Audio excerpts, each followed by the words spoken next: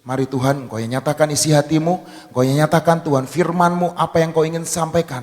Biar hatimu Engkau nyatakan buat di tengah-tengah umat-Mu Tuhan. Pesan-pesan-Mu, apa yang menjadi pesan-Mu dalam hidup setiap kami hari ini. Biar itu jadi kenyataan dalam hidup kami. Tidak ada satupun daripada setiap kami yang tidak mau finish strong. Setiap kami mau finish strong Tuhan. Tidak ada pemotongan destiny di hadapan setiap kami Tuhan. Dan anugerah-Mu, rahmat-Mu itu yang menjadi kekuatan kami. Dan Roh Kudus-Mu yang menguatkan dan menopang kami. Dan janji-Mu berkata Tuhan, Engkau Tuhan yang akan menggandeng kami. Engkau Tuhan bahkan yang akan menopang dan menggendong kami hingga sampai masa tua kami. Itu yang menjadi pegangan kami Tuhan. Biar setiap kami Tuhan hari ini Tuhan mendapat kekuatan baru seperti Raja Wali yang tidak pernah lelah dan tidak pernah capek. Terima kasih Tuhan Yesus. Kami mengucap syukur hanya di dalam nama Tuhan Yesus Kristus. Amin. Saudara, hari ini saya akan menyampaikan firman Tuhan tentang, kalau minggu lalu, mungkin minggu lalu atau minggu kapan saya, tentang imamat yang rajani, saudara. Ingat saudara, tentang beda panggung dan mesbah. Kita sebagai imam-imam Tuhan adalah bertugas untuk membawa korban, amin, di hadapan Tuhan.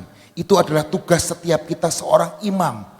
Dan tidak terlepas dari namanya praise and king, imamat yang rajani. Artinya imam dan raja, amin. Itu ada destiny setiap kita.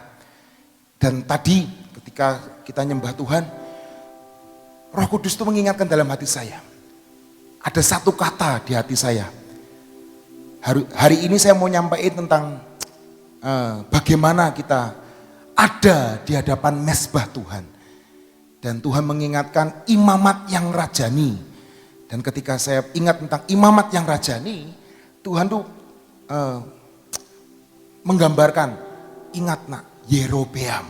Nah, saudara tahu Yerobeam itu siapa? Ada yang tahu?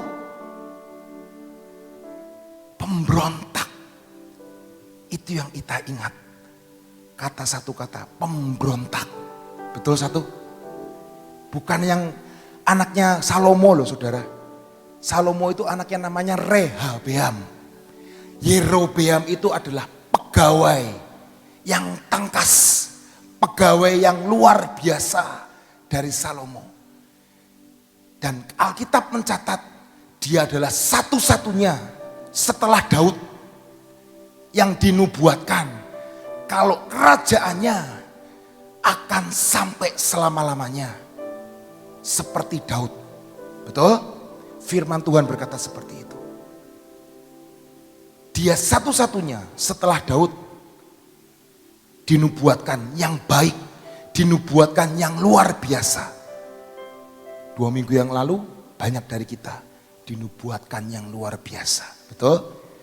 Oleh pendeta Samson, betul? Banyak yang dinubuatkan. Tapi saudara, hati-hati. Jangan seperti Yerobeam. Tadi saudara berkata, yang baik hilang semuanya. Karena apa? Satu kata, pemberontakan. Betul saudara? Nanti mungkin minggu depan saya akan bahas. Karena nanti sampaikan tentang Yerobeam. Yerobeam Tuhan, aku belum mempelajarinya. Tapi satu hal yang saya ingat tentang Yerobeam, dia adalah seorang yang dinubuatkan, seorang yang tangkas, seorang yang rajin, seorang yang luar biasa. Bahkan seorang raja yang bernama Salomo gentar menghadapi yang namanya Yerobeam. Itu takut saudara. Salomo itu takut karena kerajaannya bakal diambil sama Yerobeam. Tapi hari itu Yerobeam akhirnya ingin mempercepat rencana dan kehendak Tuhan. Akhirnya dia memberontak. Dan itulah awal kejatuhan dari Yerobeam. Dan setelah itu dia semakin jauh daripada Tuhan. Semakin jauh daripada Tuhan. Dan akhirnya dia menyembah berhala. Dan pada akhir hidupnya dia sakit. Dan akhirnya dia mati secara mengenaskan. Memang gak cuma sekelebatan. Butuh waktu yang panjang. Mau gak mau, nubuat Tuhan tetap berjalan. Dia tetap dapat yang namanya 10 kerajaan Israel. Tapi hidupnya sampai generasi berikutnya diingat Tuhan sakit hati kepada dia karena dosa dari Yerobeam bin Nebat. Betul saudara? Hari ini apakah engkau ingin meninggalkan suatu nama yang baik untuk generasimu, generasi di depan, atau engkau ingin meninggalkan suatu nama yang jelek untuk generasi? Hati-hati saudara. Yerobeam berubah hatinya. Dia adalah orang yang luar biasa. Dia adalah orang yang sangat dipakai dengan luar biasa di kerajaan Salomo. Tapi hatinya berubah. Sehingga destininya gak tuntas. Biarlah hari ini kita menjadi Yosua yang menuntaskan bagiannya. Biarlah hari ini kita seperti Elisa yang menuntaskan bagiannya sampai garis akhir. Dan tidak ada pemotongan destiny di antara setiap kita. Amin saudara. Dan biar hari ini kita seperti Yesus yang menuntaskan bagiannya sampai generasi berikutnya. Dan hari ini kita diselamatkan karena ada pengorbanan Yesus yang dia mau sampai di kayu salib. Dan dia bangkit pada hari yang ketiga. Dan keselamatan diberitakan di seluruh dunia. Amin saudara. Kita akan masuk dalam firman Tuhan hari ini. Di 1 Petrus 2 ayat 6 dan 10. Sampai 10. 1 Petrus 2 ayat 6 dan 10. Dan kebetulan juga kacamata saya ketinggalan di mobil. Jadi mari baca bareng-bareng saudara. 1 Petrus 2 ayat 6 sampai 10. Sebab ada tertulis dalam kitab suci, sesungguhnya aku meletakkan di Sion sebuah batu yang terpilih. Saudara bisa lihat, sesungguhnya aku meletakkan di Sion sebuah batu yang terpilih. Ngomong kanan kirinya, engkau adalah orang-orang pilihan Tuhan. Engkau adalah orang-orang pilihan Tuhan. Amin. Kayaknya gak semangat loh. Ya sudahlah, biar Tuhan yang milih saya saja. Gak usah milih saudara. Saudara semangat gak? Kalau saudara itu adalah orang pilihan Tuhan.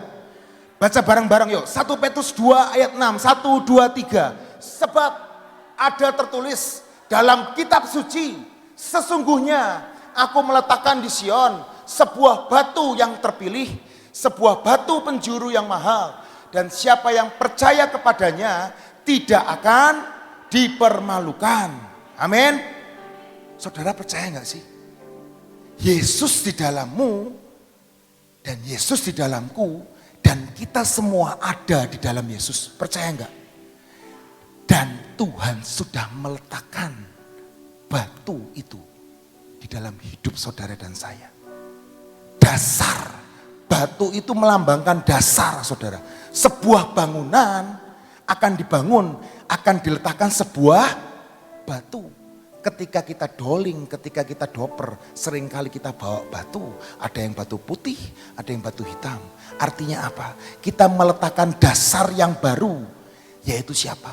Dasar kita yang sama adalah Yesus Kristus Tuhan. Amin. Dan siapa yang percaya kepada Yesus, firman Tuhan berkata apa? Tidak akan dipermalukan. Destinimu dan destiniku akan tuntas sampai akhir. Karena Yesus. Bukan karena siapa-siapa. Karena siapa? Karena Yesus. Bukan karena kekuatanmu. Bukan karena kekuatanku. Bukan seperti Yerobeam berkata, aku tangkas, aku layak diangkat. Aku layak diangkat jadi raja. Tapi hari ini semua karena anugerahnya. Semua karena kasih setianya. Dan dia yang meletakkan, bukan kita yang menumbuhkan. Amin. Ayat selanjutnya berkata, kamu yang dahulu bukan umat Allah, tetapi yang sekarang telah menjadi umatnya, yang dahulu tidak dikasihani, tetapi yang sekarang telah beroleh belas kasihan. Ayat berikutnya. Saudara-saudaraku yang kekasih, aku menasihati kamu supaya sebagai pendatang dan perantau dalam dunia ini, kamu menjauhkan diri dari keinginan-keinginan daging yang berjuang melawan jiwa. Ayat berikutnya. Milikilah cara hidup yang baik di tengah-tengah bangsa bukan Yahudi, supaya apabila mereka memfitnah kamu sebagai orang durjana, mereka dapat melihatnya dari perbuatanmu yang baik dan memuliakan Allah pada hari ia melawat mereka. Amin saudara. Ayat 7 dan 8 coba tampilkan. Karena itu, ini loncat ini, ya kan? Nah, makanya kok beda. Jangan loncat, udah saya nggak bawa kacamata, yang di belakang juga ini. Ayo, yang baik. 1 Petrus 2 ayat 7. Karena itu, bagi kamu yang percaya ia mahal, tetapi bagi mereka yang tidak percaya, batu yang telah dibuang oleh tukang-tukang bangunan telah menjadi batu penjuru, juga telah menjadi batu sentuhan dan suatu batu sandungan. Sekali lagi saya ulangi, ayat 7. Karena itu bagi kamu yang percaya ia mahal, tetapi bagi mereka yang tidak percaya, batu yang telah dibuang oleh tukang-tukang bangunan. Tadi kita percaya dan yakin, batu itu sudah ditaruh dalam hidup kita, yaitu Yesus. Pertanyaannya saudara, karena itu bagi kamu yang percaya, ia seharusnya mahal, precious, berharga. Amin saudara. Nah pertanyaannya, benar enggak Tuhan Yesus itu mahal dalam hidupmu? Apakah kita mengerjakan keselamatan kita dengan takut dan gentar? Amin saudara. Ayat 8. Mereka tersandung padanya karena mereka tidak taat kepada firman Allah, dan untuk itu mereka juga telah disediakan. Ayat 9. Selanjutnya. Tetapi saudara ingat, kamulah bangsa yang terpilih, imamat yang rajani, praise and king, bangsa yang kudus, the holy one, umat kepunyaan Allah sendiri, supaya kamu memberitakan perbuatan-perbuatan yang besar dari Dia, yang telah memanggil kamu keluar dari kegelapan kepada terangnya yang ajaib. Atau saya boleh berkata, itulah eklesia yang telah memanggil kamu keluar dari kegelapan kepada terangnya yang ajaib. Itulah eklesia. Di awal di 1 Petrus 2 ayat 6 berkata, Tuhan sudah meletakkan sebuah batu yang terpilih di kota ini, di tempat ini, lebih spesifiknya, di umat ini, di jemaat ini.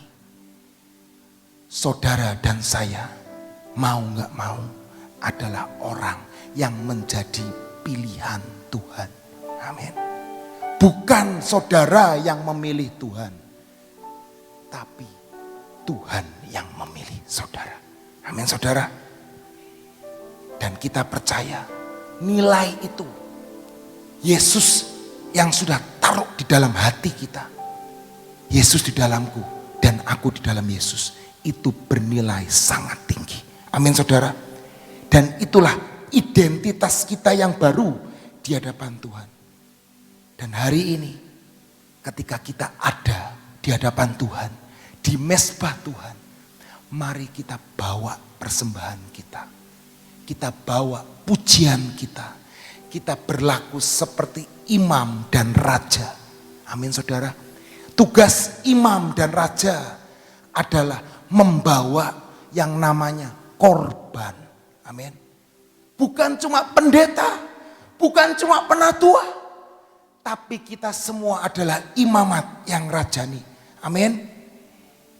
Yohanes 1 ayat 12 berkata seperti ini saudara. Tetapi semua orang yang menerima Yesus diberinya kuasa supaya menjadi anak-anak Allah. Yaitu mereka yang percaya di dalam nama Yesus. Engkau dan saya diberi akses untuk menjadi anak-anak Tuhan. Saudara ingat, anak itu bisa langsung ngomong sama orang tuanya. Amin. Nggak perlu yang namanya perantara. Nggak perlu yang namanya maaf calo. Amin saudara.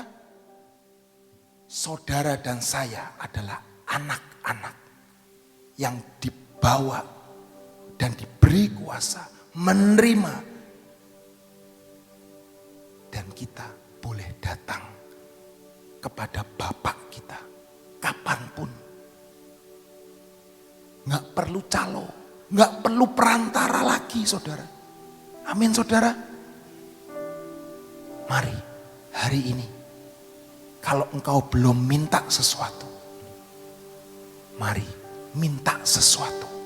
Sepakat dengan Roh Kudus. Minta sesuatu. Dan niscaya akan diberikan kepada setiap kita. Seringkali, kapan ya saya dinubuatin? Kapan ya saya dipanggil sama hamba Tuhan? Kapan ya saya diuyek-uyek sama hamba Tuhan? Kapan ya saya ditumpangi tangan? Kapan ya saya dinubuatin? Hari ini jangan pakai calo. Engkau adalah imamat yang rajani. Jangan suka pakai calo. Hari ini pemerintah di Indonesia sudah mengharamkan calo. Saudara kalau ke terminal, kalau ke bandara, kalau ke stasiun, apakah masih ada calo? Tidak ada. Tapi yang menyedihkan, di dalam persekutuan, di dalam gereja, masih banyak calo-calo rohani. Ini firman buat saya dan saudara. Engkau adalah imamat yang rajani. Dan engkaulah anak yang diberi akses untuk menerima anugerahnya. Amin saudara. Jangan jadi calo. Jangan pakai jasa calo. Amin. Hari ini dia Tuhan yang sama. Tabir bait suci sudah dibelah dua. Dan tahta anugerahnya, tahta kasih setianya cukup dalam hidupmu dan hidupku. Amin saudara. Ibrani 10 ayat 19 sampai 22. Ibrani 10 ayat 19 sampai 22. Jadi saudara-saudara, oleh darah Yesus kita sekarang penuh keberanian dapat masuk ke dalam tempat kudus. Karena ia telah membuka jalan yang baru dan yang hidup bagi kita melalui tabir. Tadi saya ngomong, tabir bait suci sudah robek, yaitu dirinya sendiri. Dan kita mempunyai seorang imam besar sebagai kepala rumah Allah. Karena itu marilah kita menghadap Allah dengan hati yang tulus, ikhlas, dan keyakinan iman yang teguh. Oleh karena hati kita telah dibersihkan dari hati nurani yang jahat. Dan tubuh kita telah dibasuh dengan air yang murni. Saudara dan saya sudah pegang tiket keselamatan. Amin. Tiket itu didapatkan bukan dengan cuma-cuma, tapi dengan penebusan darah Yesus. Amin. Dan tadi kita baca di Ibrani, marilah kita menghadap Allah dengan hati yang tulus, ikhlas, dan keyakinan iman yang teguh. Biar hatimu dan hatiku tetap putih seperti salju. Biar hati kita tidak memberontak seperti Yerobeam. Kapan Tuhan? Kapan Tuhan? Jangan selalu berkata kapan. Jangan selalu berkata nuntut dan nuntut dan nuntut. Karena saudara dan saya yakin dan percaya, kamu sudah dibeli dan harganya telah dilunas, dibayar. Amin. Kita sebagai imam di hadapan Tuhan, ketika kita datang memuji nama Tuhan, seorang imam pada hakikatnya bukan mengambil, tapi memberi. Amin. Jadi saudara, ketika kita ada di dalam hadirat Tuhan, mungkin seringkali kita berkata, nuntut Tuhan. Kok gak jadi ya Tuhan? Kok gak jadi ya Tuhan? Katanya firman jadi daging, katanya tahun kelimpahan. Belum tahun kelimpahan dinikmatin, sebentar lagi sudah tahun kesusahan. Pernah mikir saudara? Pernah mikir? 5 tahun, 7 tahun yang lalu, kita semua percaya inilah tahun kelimpahan. Tapi banyak di saudara-saudara kita ya, belum melewati namanya kelimpahan. Tahun depan sudah ngalami namanya tahun kesukaran. Nyesek enggak? Nyesek saudara. Jujur saya mau ngomong. Kalau saya salah, tegur saya. Tapi hari ini jangan patah pengharapan. Yesus masih ada. Dia telah lunas bayar hidupmu dan hidupku. Mari setiap kali kita datang menyembah Tuhan, kita beri dalam segala keberadaan kita. Apakah syukur kita, mungkin tangis kita, pengorbanan kita, pelayanan kita. Mari bawa itu di hadapan Tuhan. Dan percayalah, Dia Tuhan yang sama. Dulu, sekarang, dan selamanya. Memang mungkin ada kita melewati padang gurun. Tapi percayalah, Dia Tuhan yang akan membawa kita ke jalan-jalan yang baru. Dia akan membuka sungai di padang gurun. Sekalipun kanan kirinya gurun. Sekalipun kanan kirinya badai. Tapi Tuhan, ingat ketika Dia ada di Danau Galilea. Ada badai. Tapi percayalah, ada Yesus di situ. Ada Yesus di situ. Dan ketika Yesus bangun, badai itu apa saudara? Reda. Dan semuanya menjadi tenang. Percayalah, masih ada Tuhan, masih ada Yesus.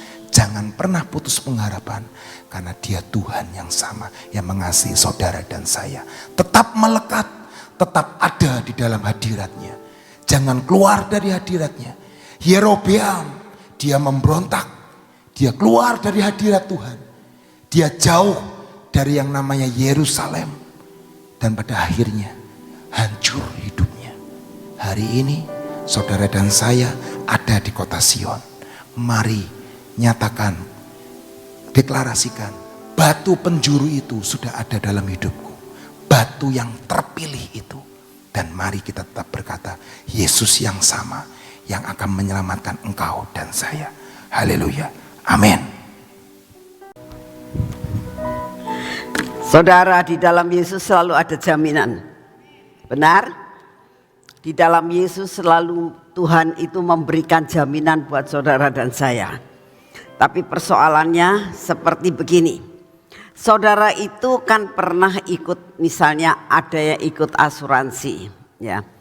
Di dalam asuransi itu dijamin kalau kamu sakit, misalnya asuransi kesehatan, kamu sakit, kamu nanti dibayarin gitu dengan asuransi. Tapi untuk perjanjian itu harus ada yang namanya bagian yang harus ada dalam hidup kita, bagian yang harus tanggung jawab asuransi itu. Saudara harus bayar premi, ya.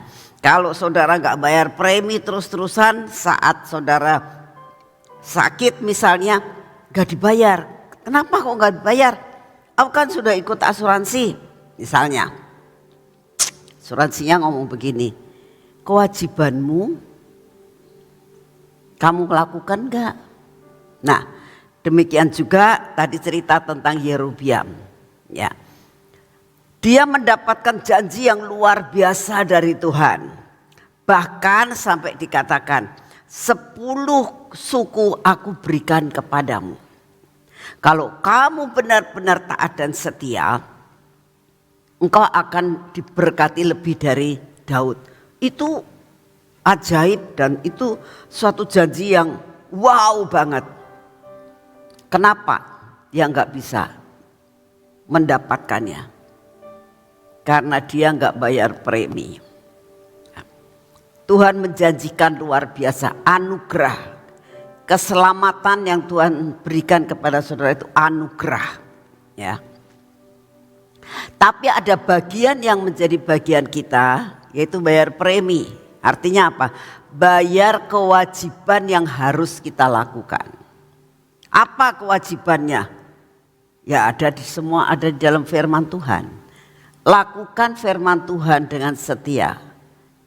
Otomatis saudara itu akan mendapatkan bagiannya. Semua janji Tuhan atas hidup saudara dan saya pasti tergenapkan.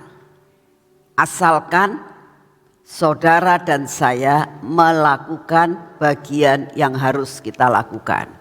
Mentaati firman Tuhan, hidup benar di hadapan Tuhan. Amin. Yuk kita berdoa. Bapa, kami mengucap syukur untuk pagi hari ini ya Tuhan.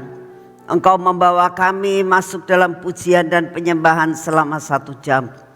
Engkau membawa kami untuk telinga kami boleh mendengar akan firman-Mu. Bapak, saat ini kami datang di hadapan-Mu, kami mengucap syukur untuk semua dan semuanya. Tegur kami Tuhan, kalau kami mulai keluar daripada jalur-Mu.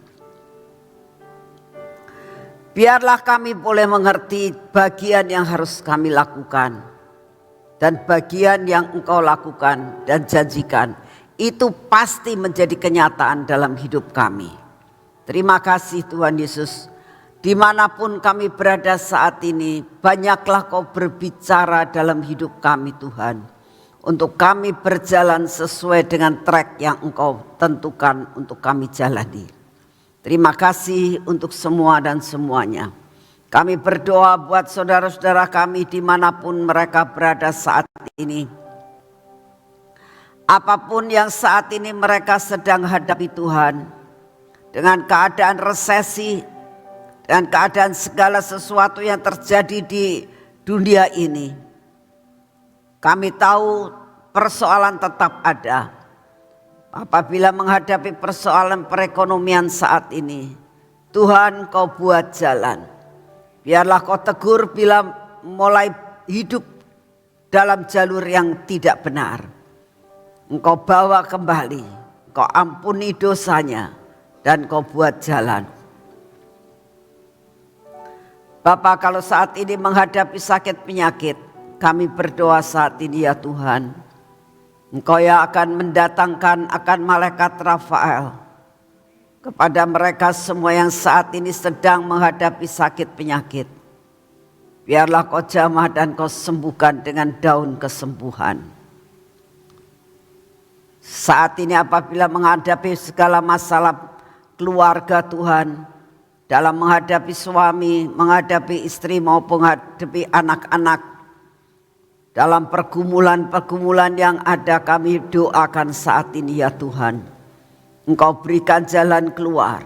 Engkau yang sanggup mengatur segala sesuatu. Persoalan suami istri, persoalan yang sangat rumit Tuhan. Tapi bagimu tidak ada barang yang mustahil. Untuk yang sudah runtuh Engkau bangun kembali.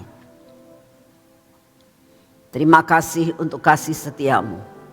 Terima kasih Tuhan, kami percaya Engkau Bapa yang tidak pernah meninggalkan kami. Burung di udara Engkau peliharakan.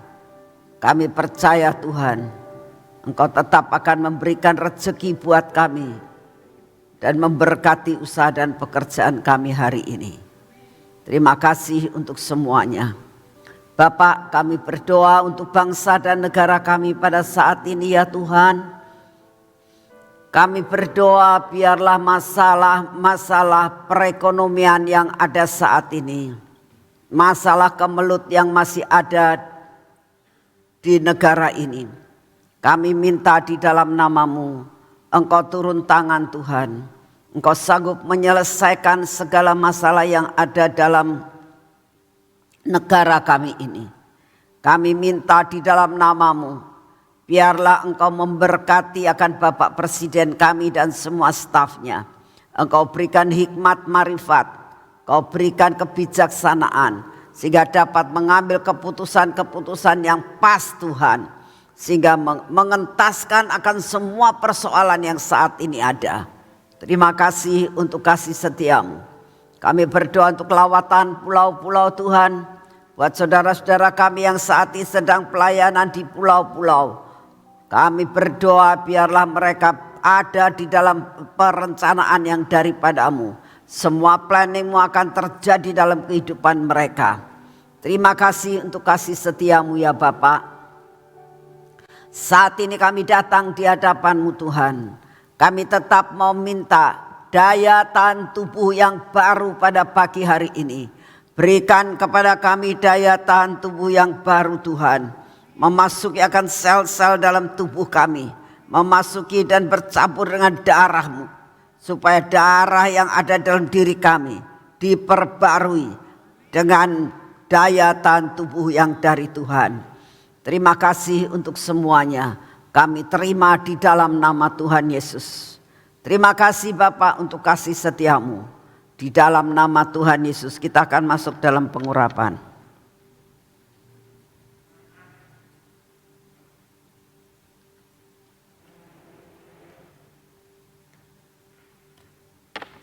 Dalam nama Tuhan Yesus, hari ini Tuhan, kami memegang akan minyak pengurapan.